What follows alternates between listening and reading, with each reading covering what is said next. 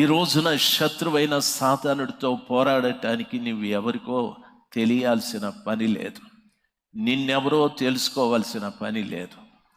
చాలామంది మేము చాలామందికి తెలియాలి అనే ఆలోచన ఉంది.